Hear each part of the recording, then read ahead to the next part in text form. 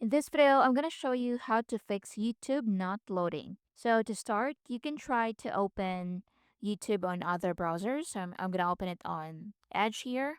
And if that doesn't work, you can go to right click on the time here, click on adjust date and time. So you can change date and time. You can manually set it.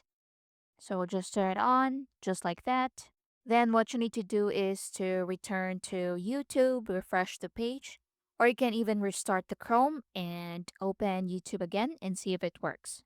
If it's still not working, you can click on the three dots at the top right. Now in here, go to settings, click on privacy and security, click on delete browsing data. So check these boxes right here, browsing history, cookies and other site data, cache images and files, and download history, and click on delete data.